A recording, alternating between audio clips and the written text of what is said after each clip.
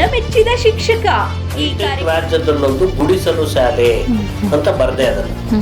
ನಾನು ಮಕ್ಕಳನ್ನ ಮಾತ್ರ ಜೀವನ ಶೈಲಿ ತಿದ್ದಲಿಲ್ಲ, ಊರ್ಗವರ ಜೀವನ ಶೈಲಿಯನ್ನು ತಿದ್ದಿದ್ದೇನೆ. ಕಹಳೆ ಕೂಗು ಕನ್ನಡ ನ್ಯೂಸ್ ಚಾನೆಲ್ ಸಮಸ್ತ ವೀಕ್ಷಕ ಬಂಧುಗಳಿಗೆ ಈ ವಿಶೇಷ ಕಾರ್ಯಕ್ರಮಕ್ಕೆ ಆತ್ಮೀಯವಾದ ಸ್ವಾಗತ. ಜನಮೆಚ್ಚಿದ ಶಿಕ್ಷಕ ಇಂದಿನ ನಮ್ಮ ಈ ವಿಶೇಷ ಕಾರ್ಯಕ್ರಮದಲ್ಲಿ ನಮ್ಮೊಟ್ಟಿಗೆ ಜೊತೆಯಾಗಿದ್ದಾರೆ ಶಿಕ್ಷಕರಾದಂತಹ ಶ್ರೀಯುತ SK ನಾಗರಾಜರವರು. ಸರ್, ನಿಮಗೆ ಈ ಒಂದು ಕಾರ್ಯಕ್ರಮಕ್ಕೆ ಆತ್ಮೀಯವಾದಂತಹ ಸ್ವಾಗತ, ಸುಸ್ವಾಗತ. ವೀಕ್ಷಕ ಬಂಧುಗಳೇ, SK ನಾಗರಾಜರವರ ಸಂದರ್ಶನಕ್ಕೂ ಮುನ್ನ ಅವರ ಬಗ್ಗೆ ನಾವು ಖಂಡಿತ ನಿಮಗೆ ಕೆಲವೊಂದು ಮಾಹಿತಿಗಳನ್ನ ತಿಳಿಸ್ಕೊಡ್ಲೇಬೇಕು. ಉತ್ತಮ ಶಿಕ್ಷಕರಾಗಿ ಸಮಾಜಕ್ಕೆ ತಮ್ಮದೇ ಆದ ಸೇವೆಯನ್ನ ಸಲ್ಲಿಸಿದ್ದಾರೆ. ಅವರಿಗೆ ಅನೇಕ ಪ್ರಶಸ್ತಿ ಪುರಸ್ಕಾರಗಳು ಸಂದಿವೆ.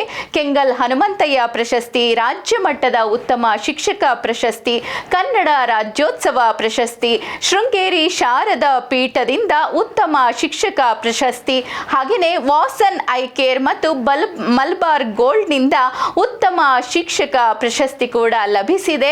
ಹಾಗೂ ಅನೇಕ ಸಂಘ ಸಂಸ್ಥೆಗಳು ಕೂಡ ಇವರಿಗೆ ಉತ್ತಮ ಶಿಕ್ಷಕರೆಂದು ಹಲವಾರು ಪ್ರಶಸ್ತಿಗಳನ್ನು ನೀಡಿ ಗೌರವಿಸಿದ್ದಾರೆ. ಇಂದು ಅವರು ನಮ್ಮ ಈ ಕಹಳೆ ಕೂಗು ನ್ಯೂಸ್ ಕನ್ನಡ ಚಾನಲ್ಗೆ ಆಗಮಿಸಿ ಸಂದರ್ಶನ ನೀಡ್ತಿರೋವಂಥದ್ದು ನಮಗೆ ಅತ್ಯಂತ ಪ್ರೀತಿಯ ವಿಷಯ ಅಂತ ಹೇಳ್ಬೋದು.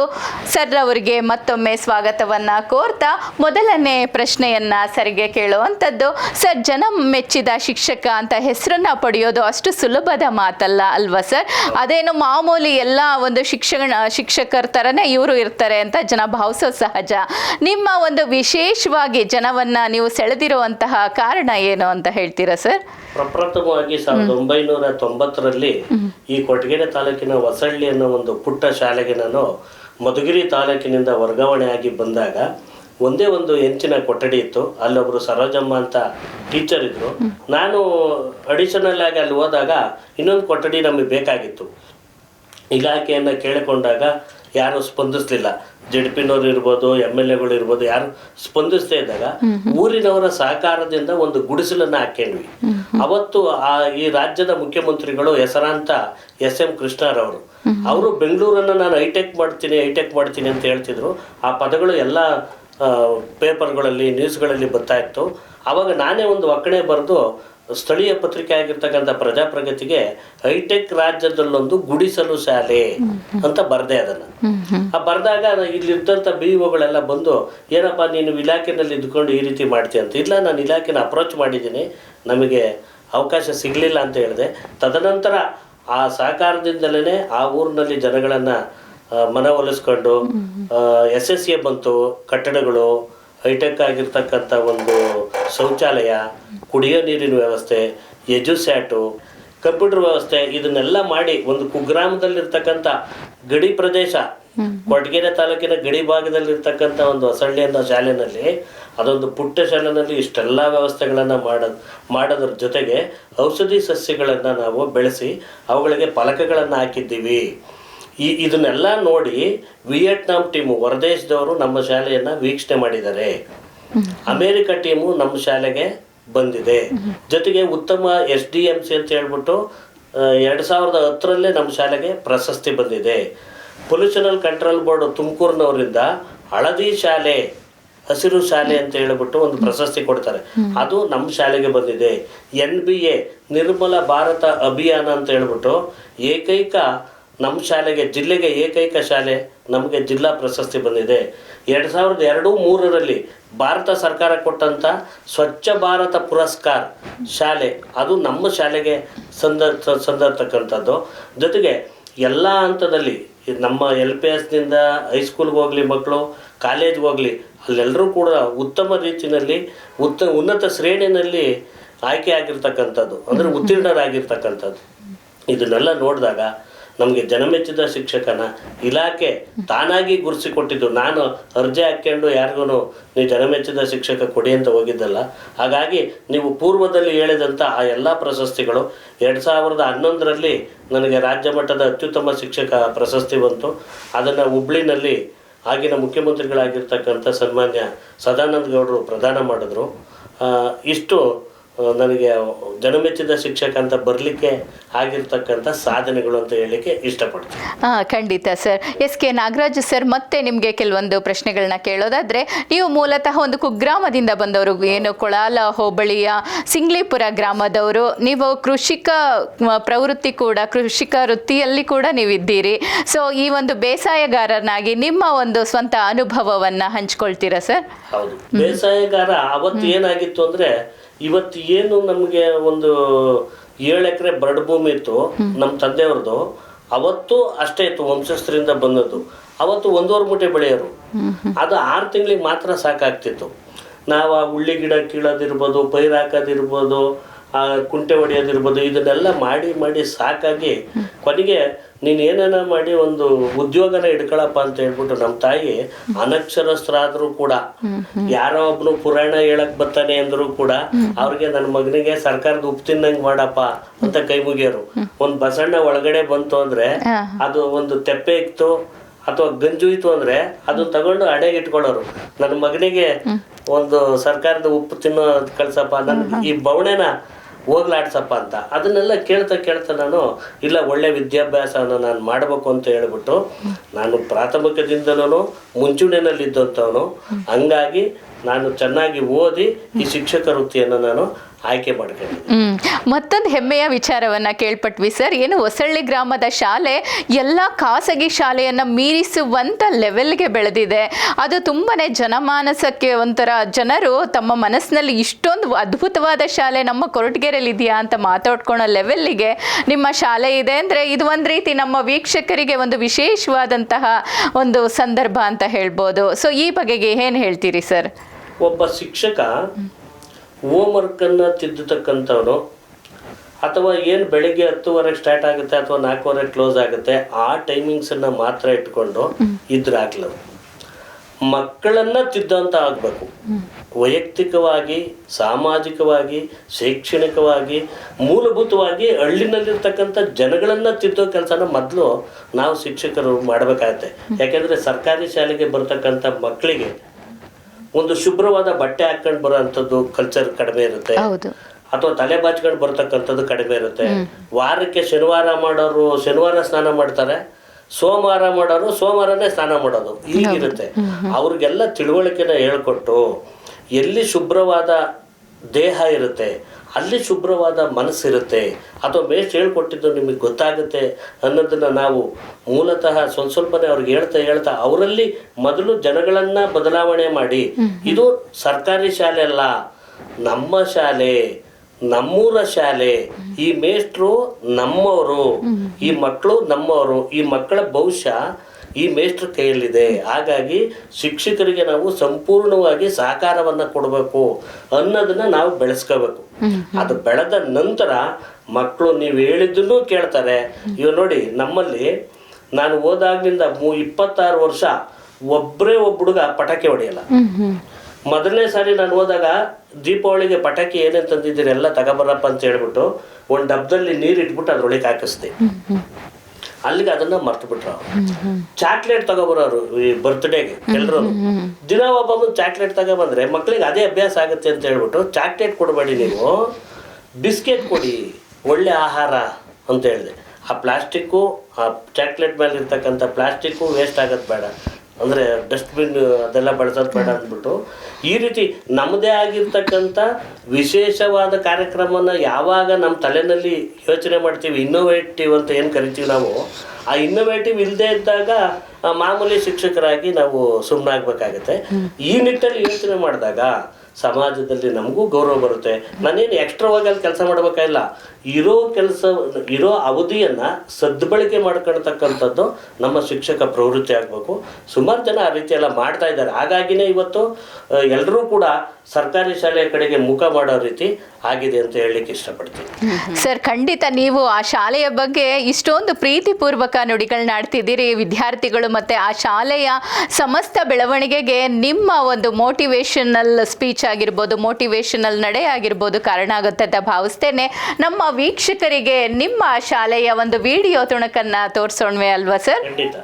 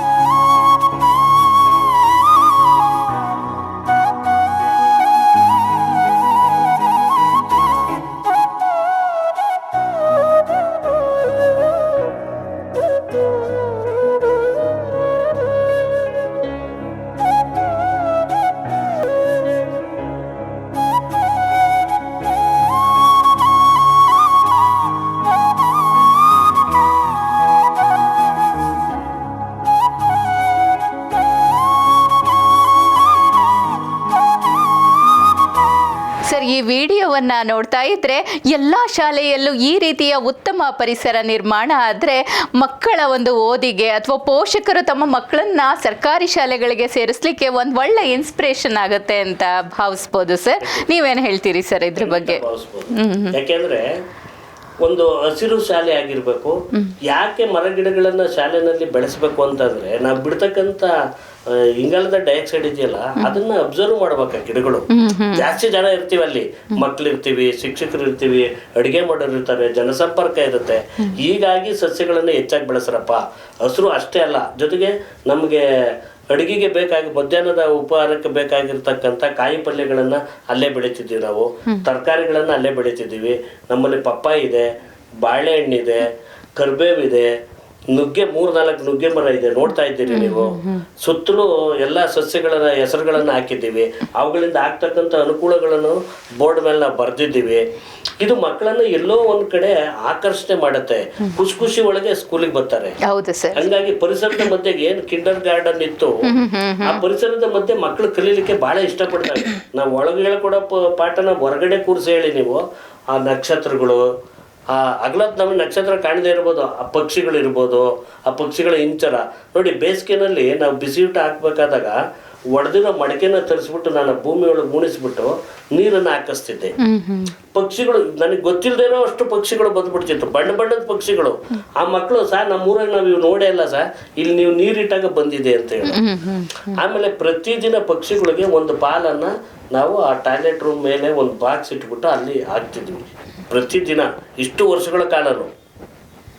ಆ ಟೈಮಿಗೆ ಸರಿಯಾಗಿ ಅಕ್ಕಿ ಪಕ್ಷಿಗಳು ಕರೆಕ್ಟಾಗಿ ಬಿಟ್ಟು ಟೈಮಿಗೆ ಅಲ್ಲಿಗೆ ಬರೋದು, ಅದು ತಿಂದ್ಬಿಟ್ಟು ಪಕ್ಕದಲ್ಲಿ ಇರೋ ನೀರು ಕುಡಿಯೋದು. ಇದನ್ನ ನಾವು ಹೇಳ್ಕೊಟ್ಟಾಗ ಪ್ರಾಣಿಗಳ ಬಗ್ಗೆ ದಯೆ ಇಡುವಂತ ಬರೀ ಭಾಷಣ ಹೇಳೋದಕ್ಕಿಂತಲೂ ಪ್ರಾಕ್ಟಿಕಲ್ ಆಗಿ ಹೇಳಿದಾಗ ಆ ಮಕ್ಳಿಗೆ ಗೊತ್ತಾಗುತ್ತೆ. ಗಿಡ ಬೆಳೆಸು, ಊರಿಗೊಂದು ವನ, ಮನೆಗೊಂದು ಮರ ಅಂತ ಹೇಳೋ ಬದಲು ನೋಡಪ್ಪ ಈ ಗಿಡ ನಿಂದು, ಇದನ್ನ ನೀನು ಪೋಷಣೆ ಮಾಡು ಅಂದ್ರೆ ಅವನು ಆ ವೈಯಕ್ತಿಕವಾಗಿ ಅದಕ್ಕೆ ಇಂಟ್ರೆಸ್ಟ್ ಕೊಡ್ತಾನೆ. ಅದಕ್ಕೆ ಕಾಯಿಲೆ ಆದ್ರೂ ಬಂದು ಹೇಳ್ತಾರೆ, ಸಾರ್ ಅದಕ್ಕೆ ಹಿಂಗೆ ಹುಳ ಬಿದ್ದಿತ್ತು, ಅದಕ್ಕೆ ಇನ್ನೊಂದೇನೋ ನಾನು ಮಾಡಿದೆ ಅಂತ ಅವ್ನು ಬಂದು ಹೇಳ್ತಾನೆ. ಅದಕ್ಕೆ ವೈಯಕ್ತಿಕವಾಗಿ ಕೊಡ್ಬೇಕು.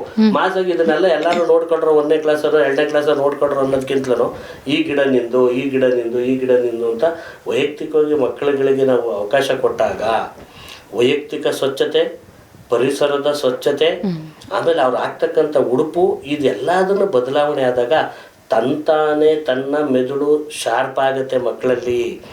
ಈ ನಿಟ್ಟಲ್ಲಿ ನಾವು ಪ್ರೈಮರಿ ಸೆಕ್ಷನ್ ಅಲ್ಲಿ ಆ ಮಕ್ಕಳ ಮಟ್ಟಕ್ಕಿಳಿದು ಗುಣಾತ್ಮಕವಾಗಿರ್ತಕ್ಕಂಥ ಚಟುವಟಿಕೆ ಆಧಾರವಾಗಿರ್ತಕ್ಕಂಥ, ಅವರು ಆಡಿ ಕಲಿತಕ್ಕಂಥ, ನೋಡಿ ಕಲಿತಕ್ಕಂಥ, ನಲಿದು ಕಲಿತಕ್ಕಂಥ ರೀತಿಗೆ ನಾವು ಇಳಿದಾಗ ಶಿಕ್ಷಕರು ಆ ಮಕ್ಕಳು ಖಂಡಿತ ನಮ್ಮೊಟ್ಟಿಗೆ ಸಹಕಾರ ಕೊಡ್ತಾರೆ, ಕಲಿತವೆ ಜೊತೆಯಲ್ಲಿ. ಹೌದು ಸರ್, ನೀವು ಜನಮೆಚ್ಚಿದ ಶಿಕ್ಷಕರಾಗಿ ಒಂದು ರೀತಿ ಪರಿಸರದೊಟ್ಟಿಗೆ ವಿದ್ಯಾರ್ಥಿಗಳು ವಾಸಿಸಬೇಕು ಮತ್ತು ತಮ್ಮ ಕಲಿಕೆಯಲ್ಲಿ ಪರಿಸರವನ್ನು ಒಂದು ಭಾಗವಾಗಿಸ್ಕೋಬೇಕು ಅನ್ನುವ ನಿಮ್ಮ ಥಾಟ್ಗೆ ಖಂಡಿತ ನಾವು ಅಭಿನಂದನೆಗಳನ್ನ ಸಲ್ಲಿಸ್ತೇವೆ ಸರ್.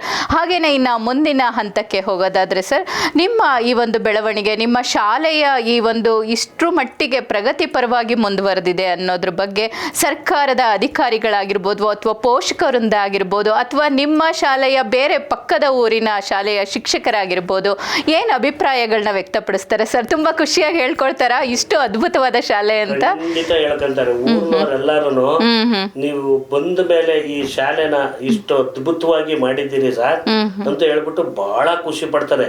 ಯಾಕೆಂದ್ರೆ ನಾನು ಅವಾಗ್ಲೇ ಹೇಳಿದೆ, ಮಕ್ಕಳ ಹೋಮ್ವರ್ಕ್ ಅನ್ನು ತಿದ್ದೋದು ಅಷ್ಟೇ ಅಲ್ಲ, ಜೀವನ ಶೈಲಿನೇ ತಿದ್ದಬೇಕು ಅಂತ. ನಾನು ಮಕ್ಕಳನ್ನ ಮಾತ್ರ ಜೀವನ ಶೈಲಿ ತಿದ್ದಲಿಲ್ಲ, ಊರಿನವರ ಜೀವನ ಶೈಲಿಯನ್ನು ತಿದ್ದಿದ್ದೇನೆ. ಹೇಗೆ? ನಾನು 99ಕ್ಕೆ ಹೋದನು 2003ಕ್ಕೆ ಆ ಊರಿಗೆ 26 ಶೌಚಾಲಯಗಳನ್ನ ಶಾಲೆಯಿಂದ ಕಟ್ಕೊಡೋದಕ್ಕೆ ಶ್ರಮದಾನ ಮಾಡಿಸಿದ್ದೀನಿ. ಎಲ್ರೂ ಸ್ಕೂಲಿಗೆ ಕೊಡಿ ಶೌಚಾಲಯ ಇಲ್ಲ ಅಂತ ಕೇಳ್ತಾರೆ ಮೇಷ್ಟ್ರುಗಳು. ನಾನಲ್ಲ, ಊರ್ದವ್ರಿಗೆ 26 ಶೌಚಾಲಯವನ್ನ ಶಾಲೆಯಿಂದ ಶ್ರಮದಾನ ಮಾಡಿಸಿ ಕಟ್ಸ್ಕೊಟ್ಟಿದ್ದೀವಿ. ಇದು ಒಂದು ನಮ್ದು ಸಾಧನೆನೆ. ಆಮೇಲೆ ದನಗಳಿಗೆಲ್ಲಾನು ಪ್ರತಿ ವರ್ಷ ಇಂಜೆಕ್ಷನ್ ಹಾಕಿಸ್ತಿದ್ದೆ.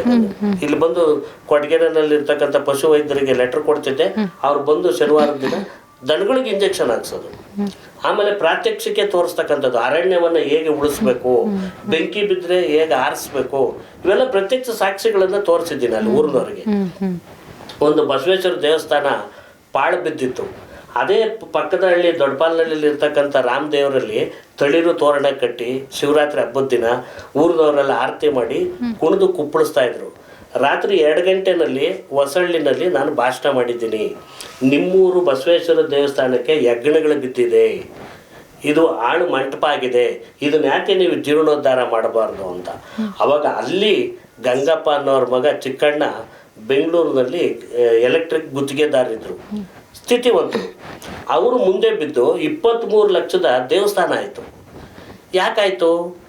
ಮೋಟಿವೇಶನ್ ನಾವು ಮಾಡಿದ್ವಿ, ಹಣ ನಾವು ಹಾಕ್ಲಿಲ್ಲ, ಹಣ ಅವರೇ ಹಾಕಿದ್ರು. ಪೂರ್ವದವರೆಲ್ಲ ಸಹಕಾರದಿಂದ ಅಲ್ಲಿ ಪ್ರಾರಂಭ ಆಯಿತು. ಹಾಗಾಗಿ ಜನಗಳು ಇಡೀ ಸಮುದಾಯ ನಮ್ಮದು, ನಮ್ಮೂರು ಅನ್ನೋ ಒಂದು ಸ್ವಾಭಿಮಾನವನ್ನು ನಾವು ಸರ್ಕಾರ ನಮಗೇನು ಕೊಡ್ತು ಅನ್ನೋದಕ್ಕಿಂತಲೂ ನಾವು ಸಮಾಜಕ್ಕೆ ಏನು ಮಾಡಿದ್ದೀವಿ ಅನ್ನೋದನ್ನು ತೋರಿಸ್ಕೊಟ್ಟಾಗ ಈ ಎಲ್ಲ ಕಾರ್ಯಗಳು ಸಾಧ್ಯ ಅಂತ ನನ್ನ ವೈಯಕ್ತಿಕ ಅಭಿಪ್ರಾಯ. ಹೌದು ಸರ್, ನೀವು ಉತ್ತಮ ಶಿಕ್ಷಕರಲ್ಲದೇ ಸಾರ್ವಜನಿಕ ಸೇವೆಗಳಲ್ಲೂ ತೊಡಕೊಂಡಿದ್ದೀರಾ. ಇದನ್ನು ಬಿಟ್ಟು ಕೂಡ ಇನ್ನೊಂದು ನಿಮ್ಮ ಕಲೆಯ ಬಗ್ಗೆ ನಾವು ವೀಕ್ಷಕರಿಗೆ ತಿಳಿಸ್ಕೊಡ್ಲೇಬೇಕು ಸರ್. ರಂಗಭೂಮಿ ಕಲಾವಿದರಾಗಿ ಕೂಡ ನೀವು ಗುರುತಿಸ್ಕೊಂಡಿದ್ರಿ ಅನ್ನೋ ಅಭಿಪ್ರಾಯವನ್ನ ಕೇಳ್ಪಟ್ಟಿದ್ದೀವಿ. ಈ ಬಗ್ಗೆ ನಿಮ್ಮ ಅನಿಸಿಕೆ, ಅಭಿಪ್ರಾಯ? ನೋಡಿ, ರಂಗಭೂಮಿ ಇವತ್ತಿನ ಎಲ್ಲ ಸಾಹಿತ್ಯಾತ್ಮಕವಾಗಿರ್ತಕ್ಕಂಥ ಸಾಂಸ್ಕೃತಿಕವಾಗಿರ್ತಕ್ಕಂಥ ಏನು ನಾವು ಮೇರು ನಟರುಗಳನ್ನು ನಾವು ಇವತ್ತು ನೋಡ್ತಾ ಇದ್ದೀವಿ, ಇವರೆಲ್ಲ ಎಲ್ಲಿಂದ ಬಂದಿದ್ದು? ರಂಗಭೂಮಿಯಿಂದ. ಅದು ಬೇರದು. ಹೌದು ಸರ್. ಅದು ಯಾವತ್ತೂ ಅಳಿಸೋಕ್ಕೆ ಸಾಧ್ಯನೇ ಇಲ್ಲ. ರಂಗಭೂಮಿ ಏನು ಮಾಡುತ್ತಪ್ಪ ಅಂದರೆ ಒಬ್ಬ ಮನುಷ್ಯನನ್ನು ಹದ ಮಾಡುತ್ತೆ. ಯಾವ ರೀತಿ ಹದ ಮಾಡ್ತದೆ ಅಂದರೆ ಮಾನಸಿಕವಾಗಿ. ನಮಗೆ 7ನೇ ಕ್ಲಾಸಲ್ಲಿ ಒಂದು ಪಾಠ ಬರುತ್ತೆ, ಖಂಡ ಛಾಯೆ ಪೂರ್ಣ ಛಾಯೆ ಅಂತ. ಖಂಡ ಛಾಯೆ ಅಂದರೆ ಕಡಿಮೆ ನೆರಳಿರ್ತಕ್ಕಂಥದ್ದು, ಪೂರ್ಣ ಛಾಯೆ ಅಂದರೆ ದಟ್ಟವಾದ ನೆರಳು. ಇದು ನಮ್ಮ ಮಹಾಭಾರತದಲ್ಲಿ ಬರುತ್ತೆ. ಪ್ರಿಯೆ, ಆ ವೃಕ್ಷ ಛಾಯೆಯಲ್ಲಿ ವಿಶ್ರಮಿಸೋಣವೇ. ಅದು ನೆರಳು ಅಷ್ಟೇ. ಅದು ಛಾಯೆ ಅಂದರೆ ನೆರಳು. ಅಂದರೆ ನೇರವಾಗಿ ಶಾಲೆಗೆ ಅದು ಸಂಬಂಧ ಇದೆ. ಆ ಡೈಲಾಗ್ ಹೇಳ್ಬೇಕಾದ್ರೆ ನೆನ್ಪಿಟ್ಕೋಬೇಕು. ಆಮೇಲೆ ರಸಾನುಭವಗಳು ಹೇಳ್ತೀವಲ್ಲ ನಾವು, ದುರ್ಯೋಧನ ಪಾತ್ರ ಕೊಟ್ರೆ ಅವ್ನು ದುರ್ಯೋಧನ ಥರನೇ ಆತಾನೆ. ಅವಾಗ ಶಕುನಿದ್ ಕೊಟ್ರೆ ಶಕುನಿ ಥರನೇ ಕಾಣ್ತಾನೆ. ಸಣ್ಣದೊಂದು ಸೂತ್ರಧಾರಿ ಪಾತ್ರ ಕೊಟ್ರೆ ಅವ್ನು ಜೋರಾಗಿ ಹೇಳಲ್ಲ. ನೋಡಿ, ಈ ಸ್ವರ ಏರಿಳಿತ ಇದೆಯಲ್ಲ, ಇದು ನಮ್ಮ ಪಾಠಗಳಲ್ಲಿದೆ. ಹುಲಿ ಬಗ್ಗೆ ಮಾತಾಡುವಾಗ ಹೇಗೆ ಮಾತಾಡಬೇಕು, ಇಲಿ ವೇಷ ಹಾಕೊಂಡ್ರವ್ನು ಹೇಗೆ ಮಾತಾಡಬೇಕು, ಈ ಎಲ್ಲ ರಂಗ ಕಲೆಗಳು ಶಾಲೆಗೆ ಹತ್ರ ಆಗುತ್ತೆ. ಶಿಕ್ಷಕನಿಗೆ ಅದು ಗೊತ್ತಿದ್ರೆ ಅವನೇ ಪಾತ್ರವನ್ನು ಅಭಿನಯಿಸಿದರೆ ಸುಲಭನಾಗಿ ಹೇಳ್ಕೊಡ್ಬೋದು. ಹಾಗಾಗಿ ಅದನ್ನು ನಾನು ಇವತ್ತು ಕೂಡ ಈ ಕೊಡಗೇರಿ ತಾಲೂಕಲ್ಲಿ ಪೋಷಿಸ್ತಾ ಇದ್ದೀನಿ. ಸರ್, ಇನ್ನು ಮುಂದುವರೆದಂತೆ ಹಲವು ವಿಷಯಗಳನ್ನ ಮಾತಾಡೋದಿದೆ.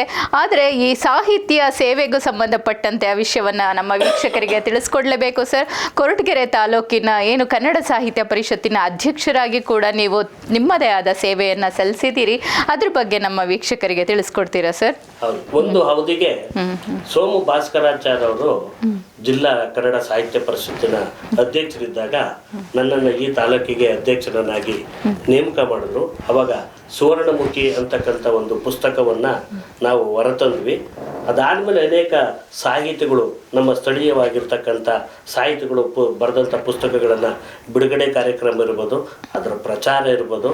ಆಮೇಲೆ ಸ್ಥಳೀಯವಾಗಿ ನಾವು ವಿದ್ಯಾರ್ಥಿಗಳಿಗೆ ಮೋಟಿವೇಶನ್ ಮಾಡ್ತಕ್ಕಂಥದ್ದು. ಸಣ್ಣ ಸಣ್ಣ ಕವಿತೆಗಳು ಬರೀರಿ, ಸಣ್ಣ ಕವಿತೆಗಳು. ಒಂದು ಹಸು ಬಗ್ಗೆ ಬರಿಬೋದು, ಅಥವಾ ಅವ್ರ ತಾಯಿ ಬಗ್ಗೆ ಬರಿಬೋದು, ಒಂದು ತೆಂಗಿನ ಮರದ ಬಗ್ಗೆ ಬರಿಬೋದು, ಹೀಗೆ. ಆಮೇಲೆ ಎಲ್ಲ ಕಾಲೇಜುಗಳಿಗೆ, ಶಾಲಾ ಕಾಲೇಜುಗಳಿಗೆ ನಾನು ಸಂಪನ್ಮೂಲ ವ್ಯಕ್ತಿಗಳನ್ನು ಕರ್ಕೊಂಡೋಗಿ ಕನ್ನಡ ಅಭಿಮಾನವನ್ನು ಆ ಮಕ್ಕಳಲ್ಲಿ ಹುಟ್ಟಾಕ್ತಿದ್ವಿ. ಜೊತೆಗೆ ನಾನು ಸುಮಾರು 20-30 ವರ್ಷಗಳಿಂದಲೂ ಎಲ್ಲೇ ಕನ್ನಡ ಸಾಹಿತ್ಯ ಸಮ್ಮೇಳನ ನಡೆದರೂ ಕೂಡ ಕಂಪಲ್ಸರಿ ಅಟೆಂಡ್ ಆಗಿದ್ದೆ. ಅದೊಂದು ಅಭಿಮಾನ ನನಗೆ. ಈಗ ಸಾಹಿತ್ಯಾತ್ಮಕವಾಗಿ ನಾವು ರಾಯಭಾರಿಗಳಾಗದೇ ಇದ್ದರೆ, ನಾವೇ ಕನ್ನಡವನ್ನು ಉಳಿಸ್ತಿಲ್ಲ, ಬೆಳೆಸ್ತಿಲ್ಲ ಅಂತಂದರೆ, ನಾವೇ ಗೌರವಿಸ್ಲಿಲ್ಲ ಅಂದರೆ, ಗೌರವಿಸೋದು ಅಂದರೆ ಬರೀ ಬಾಯಿ ಮಾತಲ್ಲಿ ಹೇಳಿದ್ರಲ್ಲ. ನಾನು ಕವಿತೆಗಳನ್ನು ಬರೀಬೇಕು, ಪಕ್ಕದಾಗಿರೋರಿಗೆ ಬರೆಯೋಕ್ಕೆ ಹೇಳಬೇಕು, ತಪ್ಪುಗಳನ್ನು ತಿದ್ದಂಥದ್ದಾಗಬೇಕು, ಅಥವಾ ಬೇರೆಯವ್ರು ಹೇಳಿದ್ದನ್ನು ನಾವು ಕಲಿಯೋದಾದರೂ ಆಗಬೇಕು. ಇದನ್ನು ಸಾಹಿತ್ಯಾತ್ಮಕವಾಗಿರ್ತಕ್ಕಂಥ ಚಟುವಟಿಕೆಗಳು ಅಂತೀವಿ. ಹಾಗಾಗಿ ಈ ತಾಲೂಕು ನನಗೆ ಅವಕಾಶ ಕೊಡ್ತು. ಆ ಕನ್ನಡದ ತೇರನ್ನು ಒಂದು ಅವಧಿಗೆ ಎಳಿತಕ್ಕಂಥದ್ದಕ್ಕೆ ನನಗೆ ಅವಕಾಶ ಕೊಟ್ಟಿದ್ದಕ್ಕೆ ಈ ಭುವನೇಶ್ವರಿ ತಾಯಿಗೆ ಒಂದು ಧನ್ಯವಾದ ಹೇಳಕ್ಕೂ ಇಷ್ಟಪಡ್ತೀನಿ. ಖಂಡಿತ ಸರ್, ನಿಮ್ಮ ಮಾತುಗಳನ್ನ ಕೇಳ್ತಾ ಇದ್ರೆ ಖಂಡಿತ ಎಂಥವ್ರಿಗೂ ಕೂಡ ಒಂದು ಸ್ಫೂರ್ತಿದಾಯಕವಾದಂತಹ ಮಾತುಗಳು ಅನಿಸೋದು ಸಹಜವಾಗಿರುತ್ತೆ. ಪ್ರಾಥಮಿಕ ಶಾಲಾ ಶಿಕ್ಷಕರ ಸಂಘದ ಅಧ್ಯಕ್ಷರಾಗಿ ಹಲವಾರು ರೀತಿಯ ಸೇವೆಗಳನ್ನು ಸಲ್ಲಿಸಿದಿರಿ. ವಿಶೇಷವಾಗಿ ಏನು ಗುರುಭವನದ ನಿರ್ಮಾಣ ಮತ್ತು ಒಂದಷ್ಟು ಜನಪರ ಕೆಲಸ ಕಾರ್ಯಗಳಲ್ಲಿ ತೊಡಗಿದ್ದೀರಿ. ಇದ್ರ ಬಗ್ಗೆ ಏನು ವಿಷಯಗಳನ್ನ ನಮ್ಮ ವೀಕ್ಷಕರಿಗೆ ತಿಳಿಸ್ಕೊಡ್ತೀರಿ ಸರ್? ಈ ತಾಲೂಕಿಗೆ ನಾನು ಬಂದ ನಂತರ ಪ್ರಪ್ರಥಮವಾಗಿ ಚುನಾವಣೆಗೆ ನಿಂತಿದ್ದು ಸರ್ಕಾರಿ ನೌಕರ ಸಂಘದ ಎಲೆಕ್ಷನ್ಗೆ. ಅಲ್ಲಿ ನಾನು ಆಯ್ಕೆಯಾಗಿ ಆಂತರಿಕ ಲೆಕ್ಕ ಪರಿಶೋಧಕನಾಗಿ ಇಂಟರ್ನಲ್ ಆಡಿಟರ್ ಆಗಿ 5 ವರ್ಷಗಳ ಕಾಲ ಸೇವೆಯನ್ನು ಮಾಡಿದೆ.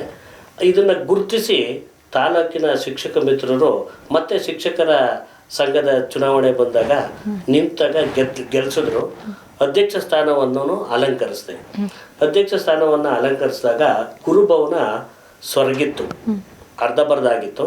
ಅದನ್ನು ಸಂಪೂರ್ಣವಾಗಿ ಕಂಪ್ಲೀಟ್ ಮಾಡೋದಕ್ಕೆ ನಾನು TWF ಇಂದ ಅನುದಾನವನ್ನು ತಗೊಂಡು ಬಂದು, ಶಿಕ್ಷಕ ಮಕ್ಕಳ ಕಲ್ಯಾಣ ನಿಧಿ ಇದೆ ಬೆಂಗಳೂರಲ್ಲಿ, ಅಲ್ಲಿಂದ ಅನುದಾನವನ್ನು ತಗೊಬಂದು ಅದನ್ನು ಕಂಪ್ಲೀಟ್ ಮಾಡೀವಿ. ಇನ್ನೊಂದು ಅವಧಿನಲ್ಲಿ ಅದಕ್ಕೆ ಸುತ್ತ ಕಾಂಪೌಂಡನ್ನು ಮಾಡಿಸೀವಿ. ಉದ್ಘಾಟನೆ 3 ದಿನಗಳ ಕಾಲ ಉದ್ಘಾಟನೆ ಮಾಡಿ ಶಿಕ್ಷಕರಿಗೆ ಒಂದು ಟ್ರೈನಿಂಗ್ ಕೊಡೋದಕ್ಕೆ ಒಂದು ಜಾಗ, ಅದ್ಭುತವಾಗಿರ್ತಕ್ಕಂಥ ಜಾಗವನ್ನು ಮಾಡಿದ್ವಿ. ಅದಾದಮೇಲೆ SSA ಅಂತ ಬಂತು ನಮಗೆ, ಸರ್ವ ಶಿಕ್ಷಣ ಅಭಿಯಾನ. ಎಲ್ಲ ಶಿಕ್ಷಕರನ್ನು ಈ ಥರ ಕಾರ್ಪೆಟ್ ಹಾಕಿ ನೆಲದಲ್ಲಿ ಕುಂಡ್ರಿಸಿ ಟ್ರೈನಿಂಗನ್ನು ಕೊಡೋ ವ್ಯವಸ್ಥೆ ಆಯಿತು. ಎಷ್ಟೋ ಜನಗಳಿಗೆ ವಯಸ್ಸಾದವ್ರಿಗೆ 60 ವರ್ಷ, 58 ವರ್ಷ, 57 ವರ್ಷ ಇತ್ತಲ್ಲ, ಅವ್ರಿಗೆಲ್ಲ ಕೂತ್ಕೊಳ್ಳೋಕ್ಕೆ ಆಗ್ತಿರ್ಲಿಲ್ಲ, ಭಾಳ ಪೇಯ್ನ್ ಪಡ್ತಿದ್ರು ಅವರು. ಅವಾಗ ಏನು ಮಾಡಿದೆ, ನಮ್ಮ ಶಿಕ್ಷಕರ ಸಹಕಾರದಿಂದಲೇ 400 ಚೇರ್ಗಳನ್ನು ನಾವು ಗುರುಭವನಕ್ಕೆ ತಂದಾಕಿದ್ವಿ. ಇವತ್ತು BU ಆಫೀಸ್ನಲ್ಲಿ ನಾವು ನೌಕರು ಕೂತ್ಕೊಂತ ಇರೋದು ಅದೇ ಚೇರು. BRC ಆಫೀಸ್ನಲ್ಲಿ BRCಗಳಿರ್ಬೋದು, CRPಗಳಿರ್ಬೋದು ಬಳಸ್ತಾ ಇರ್ತಕ್ಕಂಥದ್ದು ಅದೇ ಚೇರ್. ಅದೊಂದು ಅನುಕೂಲ ಮಾಡಿಕೊಟ್ವಿ. ಪೊಲೀಸ್ ಸ್ಟೇಷನ್ ಪಕ್ಕದಲ್ಲಿ ನಮ್ಮದೊಂದು ರೆವಿನ್ಯೂ ಕಟ್ಟಡದಲ್ಲಿ ನಮ್ಮದೊಂದು BU ಆಫೀಸ್ ಇತ್ತು. ಎಷ್ಟಿತ್ತು ಅಂದರೆ 10 ಜನ ಶಿಕ್ಷಕರು ಒಳಗಡೆಗೆ ಹೋದರೆ ಬೇರೆ ಜಾಗ ಇಲ್ಲ. ಅದಾದಮೇಲೆ ಚೆನ್ನಿಗಪ್ಪನವರು ಒಂದು ಮಿನಿ ವಿಧಾನಸೌಧನ ಸ್ಯಾಂಕ್ಷನ್ ಮಾಡಿಸಿದ್ರು. ನಮ್ಮ ಮಾನ್ಯ G. ಪರಮೇಶ್ವರ್ ಅವರ ಅವಧಿನಲ್ಲಿ ಅದು ಉದ್ಘಾಟನೆ ಆಯಿತು. ಆ ಉದ್ಘಾಟನೆ ಆದಾಗ ನಾವೆಲ್ಲರೂ ಒಂದು ನಿಯೋಗ ಹೋಗಿ ಆ ತಹಸೀಲ್ದಾರಿಗೆ ನಾವು ಕೇಳ್ಕೊಂಡ್ವಿ, ನಮ್ಮ BU ಆಫೀಸ್ಗೆ ನೀವು ಇಲ್ಲಿ ಒಂದು ಜಾಗ ಕೊಡಿ ಅಂತ. ಇಲ್ಲ, ಟ್ರೆಜರಿ ಕೊಡಬೇಕು, ಸರ್ವೇರಿಗೆ ಕೊಡಬೇಕು, ನಮ್ಮ ಇಲಾಖೆಗೆ ಬೇಕು, ನಿಮಗೆ ಕೊಡೋಕ್ಕಾಗಲ್ಲ ಅಂದರು. ಶಿಕ್ಷಣ ಇಲಾಖೆ ಮತ್ತೆ ಮೂಲೆ ಗುಂಪು, ಅದೇ ಹಳೆ ಕಟ್ಟಡ ಮೇಲೆ ಸೋರ್ತಾ ಇತ್ತು. ಅದು ಅವಾಗ ಗುರುಭವನಕ್ಕೆ ಶಿಫ್ಟ್ ಮಾಡೀವಿ ಅದನ್ನು, BU ಆಫೀಸನ್ನು. ತದನಂತರ ಏನು ಮಾಡಿದೆ, ಇಲ್ಲಿ ಒಬ್ಬರು ಪ್ರಿನ್ಸಿಪಾಲ್ ಇದ್ದರು, ಮುಸ್ಲಿಂ ಪ್ರಿನ್ಸಿಪಾಲು. ಅವ್ರನ್ನ ಇಲ್ಲ ಸರ್, BU ಆಫೀಸ್ ಕಟ್ಟೋದಕ್ಕೆ ನೀವೊಂದು ಜಾಗ ಕೊಡಬೇಕು ಅಂದ್ವಿ. ಇಲ್ಲ, ಇದು PUCದು ನಾವು ಕೊಡೋಕ್ಕಾಗಲ್ಲ ಅಂತಂದರು. ಮೂಲ ದಾಖಲೆಗಳನ್ನೆಲ್ಲ ತೆಗೆದಾಗ ಮೂಡಲಪಣ್ಣೆ ಅಂತ ಅದು ಪಾಣಿ, ಅದು ಶಾಲೆಗೆ ಅಂತ ಕೊಟ್ಟಿದ್ದಾರೆ. ಪ್ರೈಮರಿ, ಹೈಸ್ಕೂಲು, ಕಾಲೇಜು ಯಾವುದೂ ಇಲ್ಲ. ಆಗ ಈಗಿರ್ತಕ್ಕಂಥ ಗೃಹ ಸಚಿವರ ಮನವೊಲಿಸಿ ಅವ್ರ ಕಡೆಯಿಂದ ಅವ್ರಿಗೆ ಮಾರ್ಗದರ್ಶನ ಕೊಡಿಸಿ ಅಲ್ಲಿ ಜಾಗವನ್ನು ಮಾಡೀವಿ. ಮಹೇಶ್ ಅಂತ ಒಬ್ಬರು BU ಇದ್ದರು, ತುಂಬ ಅತ್ಯುತ್ತಮವಾಗಿ ನನಗೆ ಸಹಕಾರವನ್ನು ಕೊಟ್ಟರು. ಅವಾಗ ಆ ಜಾಗ ತಗೊಂಡು 90 ಲಕ್ಷ ಅನುದಾನವನ್ನು ಅವತ್ತು MLA ಇದ್ದಂಥ ಈಗಿನ ಗೃಹ ಸಚಿವರು ಡಾಕ್ಟರ್ G. ಪರಮೇಶ್ವರ್ ಅವರು, ನಾವು ಶಿಕ್ಷಕರು ಅವ್ರನ್ನ ಮರೆಯಂಗಿಲ್ಲ, ಆ ಜಾಗನ ಮಾಡಿ 90 ಲಕ್ಷ ಅನುದಾನವನ್ನು ಕೊಟ್ಟು, ಮತ್ತೆ ಅದು ಶಾರ್ಟೇಜ್ ಆಗೋ ಹೊತ್ತಿಗೆ 40 ಲಕ್ಷ ಮ್ಯಾಚಿಂಗ್ ಗ್ರ್ಯಾಂಟನ್ನು ಕೊಟ್ಟು 1,30,30,00,000ಕ್ಕೆ ಸುಸಜ್ಜಿತವಾಗಿರ್ತಕ್ಕಂಥ ಒಂದು BU ಆಫೀಸನ್ನು ಕಟ್ಸ್ಕೊಡೋದಕ್ಕೆ ನಾನು ಪರೋಕ್ಷವಾಗಿ ಸಹಕಾರ ಕೊಟ್ಟಂಗಾಯಿತು. ಇದು ನನ್ನ ಜೀವನದಲ್ಲಿ ನಾನು ಗುರ್ತಿಟ್ಕೊಳ್ಳೋ ಅಂತ, ನೆನಪಿಟ್ಕೊಳ್ತಕ್ಕಂಥ ಕಾರ್ಯಗಳು ಭೌತಿಕವಾಗಿ ನಾನು ಅಧ್ಯಕ್ಷನಾಗಿ ನಾನು ಮಾಡಿರ್ತಕ್ಕಂಥ ಕೆಲಸಗಳು ಅಂತ ಹೇಳಲಿಕ್ಕೆ ಇಷ್ಟಪಡ್ತೀನಿ. ಖಂಡಿತ ಸರ್. ನಮ್ಮ ವೀಕ್ಷಕರು ಈ ಒಂದು ಸಂದರ್ಶನ ಕಾರ್ಯಕ್ರಮವನ್ನು ನೋಡ್ತಾ ಇದ್ರೆ ನಿಮ್ಮ ಬಗ್ಗೆ ಇಷ್ಟೆಲ್ಲ ನೀವು ವಿಚಾರಗಳನ್ನ ಹೇಳಿದ್ರಿ. ಏನು ಉದಯೋನ್ಮುಖ ಕಲಾವಿದರಾಗಿ ಮತ್ತೆ ಸಾರ್ವಜನಿಕ ಕ್ಷೇತ್ರದಲ್ಲೂ ತೊಡಕೊಂಡಿದ್ರಿ, ಜನಮೆಚ್ಚಿದ ಶಿಕ್ಷಕರಾಗಿದ್ದೀರಿ.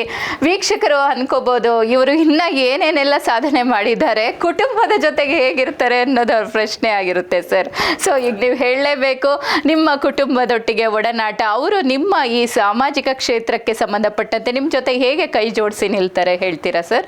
ನೋಡಿ, ಈಗ ನನ್ನ ಧರ್ಮಪತ್ನಿ VM ವನಜಾಕ್ಷಿ ಅಂತ ಹೇಳ್ಬಿಟ್ಟು ಅವರು ಈ ಕಾರ್ಯಕ್ಷೇತ್ರಕ್ಕೆ ನಾನು ಬಂದಾಗ, ಸಾರ್ವಜನಿಕ ಶಿಕ್ಷಕ ಅಲ್ಲದೆ ಶಿಕ್ಷಕರೊಟ್ಟಿಗೆ ಕಾರ್ಯಕ್ಷೇತ್ರಕ್ಕೆ ಬಂದಾಗ ಒಂದೇ ಒಂದು ಸಣ್ಣ ವಿಚಾರ ಹೇಳ್ತೀನಿ. ಅವ್ರ ಊರಿನಲ್ಲಿ ಒಂದು ಹಬ್ಬ ಇತ್ತು. ಆ ಹಬ್ಬಕ್ಕೆ ಅವ್ರು ಹೊರಡಲೇಬೇಕು, ನಾನು 3 ಗಂಟೆ ಕರ್ಕೊಂಡು ಹೋಗ್ತೀನಿ ಅಂತ ಹೇಳಿದ್ದೀನಿ.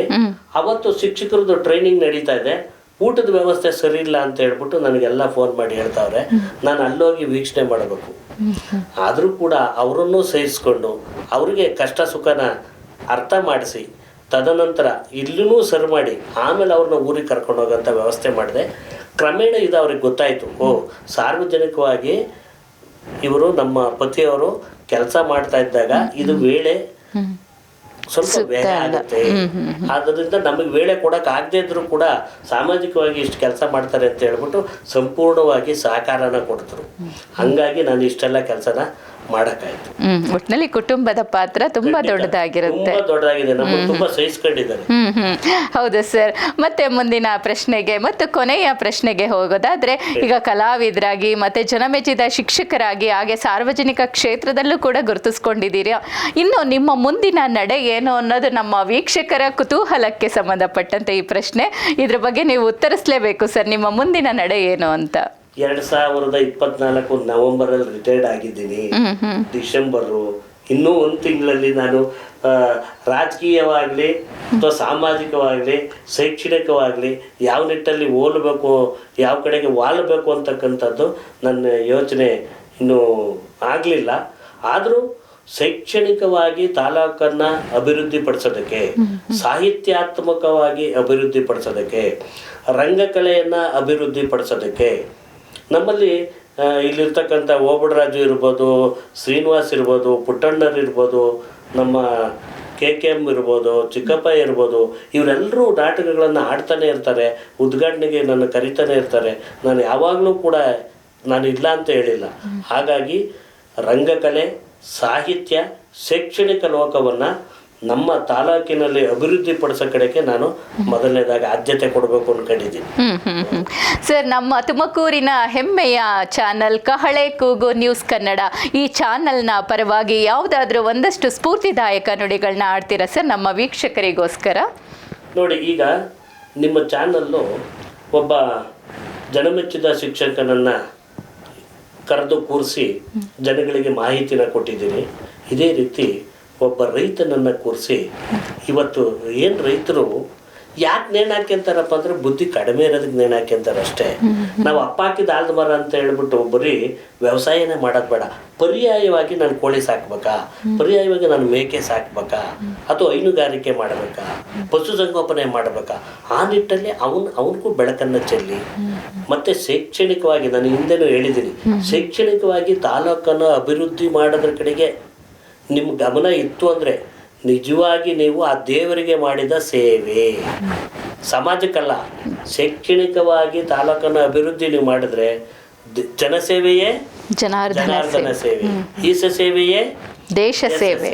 ಆ ರೀತಿ ನೀವು ಮಾಡಿ ನಿಮಗೆಲ್ಲ ಶುಭವಾಗಲಿ ಅಂತ ಹೇಳಿ ಹಾರೈಸೋಕ್ಕೆ ಇಷ್ಟಪಡ್ತೀನಿ. ಖಂಡಿತ ಸರ್, ನಮ್ಮೊಟ್ಟಿಗೆ ಈ ಒಂದು ವೇಳೆಯಲ್ಲಿ ಇದ್ದು ಇಷ್ಟೆಲ್ಲ ಸ್ಫೂರ್ತಿದಾಯಕ ನುಡಿಗಳನ್ನ ಆಡಿದ್ರಿ. ಒಂದು ರೀತಿ ಶೈಕ್ಷಣಿಕ ಆಧಾರಿತ ಕಾರ್ಯಕ್ರಮ ಇದಾಗಿತ್ತು ಅಂತ ಹೇಳೋದ್ರಲ್ಲಿ ನಮಗೆ ಖಂಡಿತ ಹೆಮ್ಮೆ ಇದೆ ಸರ್. ಈ ವಿಶೇಷ ಕಾರ್ಯಕ್ರಮ ಜನಮೆಚ್ಚಿದ ಶಿಕ್ಷಕ, ಈ ಕಾರ್ಯಕ್ರಮದೊಟ್ಟಿಗೆ ನಮ್ಮೊಟ್ಟಿಗೆ ಜೊತೆಯಾಗಿ ಈ ಕಾರ್ಯಕ್ರಮವನ್ನು ಯಶಸ್ವಿಯಾಗಿ ನಡೆಸ್ಕೊಟ್ಟಿದ್ದೀರಿ ಸರ್. ಹಾಗಾಗಿ ನಿಮ್ಮ ಈ ಒಂದು ಸಂದರ್ಶನ ಕಾರ್ಯಕ್ರಮದ ಪರವಾಗಿ ನಿಮಗೆ ಹೃತ್ಪೂರ್ವಕವಾದಂತಹ ಅಭಿನಂದನೆಗಳು ಮತ್ತು ಧನ್ಯವಾದಗಳನ್ನ ಸಲ್ಲಿಸ್ತೇನೆ ಸರ್. ಧನ್ಯವಾದಗಳು ತಮಗೆ. ಮನಸ್ಪೂರ್ವಕವಾಗಿರ್ತಕ್ಕಂಥ ಧನ್ಯವಾದಗಳು. ಕಹಳೆ ಕೂಗು ನ್ಯೂಸ್ ಕನ್ನಡ ಚಾನಲ್ನ ವೀಕ್ಷಕರೇ, ಇದಾಗಿತ್ತು ಈ ಹೊತ್ತಿನ ವಿಶೇಷ ಕಾರ್ಯಕ್ರಮ. ಶ್ರೀಯುತ SK ನಾಗರಾಜುರವರು ಅನೇಕ ಸ್ಫೂರ್ತಿದಾಯಕ ಮಾತುಗಳನ್ನ ಆಡಿದ್ರು. ನಮ್ಮ ಈ ನ್ಯೂಸ್ ಚಾನಲ್ನಲ್ಲಿ ಪ್ರಗತಿಪರ ರೈತರನ್ನ ಸಂದರ್ಶನ ಮಾಡಿ ಅವರ ಮುಖೇನ ಕೃಷಿಯ ಬಗ್ಗೆ ವೀಕ್ಷಕರಿಗೆ ತಿಳಿಸ್ಕೊಡುವಂತಹ ಪ್ರಯತ್ನ ಮಾಡಬೇಕು ಎಂಬ ಕಿವಿ ಮಾತುಗಳನ್ನ ಹೇಳಿದ್ರು. ನಾವು ಮುಂದಿನ ದಿನಗಳಲ್ಲಿ ಆ ಕಾರ್ಯಕ್ರಮಗಳನ್ನು ಮಾಡುವತ್ತ ಹೆಜ್ಜೆ ಇಡ್ತೇವೆ ಅನ್ನುವ ಭರವಸೆಯನ್ನ ನೀಡ್ತಾ ಈ ಕಾರ್ಯಕ್ರಮವನ್ನು ಮುಕ್ತಾಯಗೊಳಿಸ್ತಾ ಇದ್ದೇನೆ. ನಮ್ಮೊಟ್ಟಿಗೆ ಸದಾ ನೀವು ಇರ್ತೀರಾ ಅಂತ ನಾವು ಭಾವಿಸಿದ್ದೇವೆ. ಸದಾ ಹೀಗೆ ನೋಡ್ತಾ ಇರಿ ವೀಕ್ಷಕರೇ, ನಮ್ಮ ಹೆಮ್ಮೆಯ ನ್ಯೂಸ್ ಚಾನಲ್ ಕಹಳೆ ಕೂಗು ನ್ಯೂಸ್ ಕನ್ನಡ. ಇದೇ ರೀತಿಯ ಹಲವಾರು ಕಾರ್ಯಕ್ರಮಗಳು ನಿಮಗಾಗಿ ಪ್ರಸಾರವಾಗ್ತಾ ಇರುತ್ತೆ. ಹಾಗೆ ವಿಶೇಷ ಕಾರ್ಯಕ್ರಮಗಳನ್ನು ಕೂಡ ನಾವು ಪ್ರಸ್ತುತಪಡಿಸ್ತಾ ಇರ್ತೀವಿ. ಮನರಂಜನೆ ಮತ್ತು ಮಾಹಿತಿಗಾಗಿ ನಿಮಗಾಗಿ ಈ ಒಂದು ಕಾರ್ಯಕ್ರಮಗಳನ್ನ ನಾವು ಈ ಕಾರ್ಯಕ್ರಮಗಳನ್ನ ಪ್ರಸ್ತುತಪಡಿಸ್ತಾ ಇರ್ತೇವೆ. ಸದಾ ನಮ್ಮೊಟ್ಟಿಗೆ ಜೊತೆಯಾಗಿರ್ರಿ.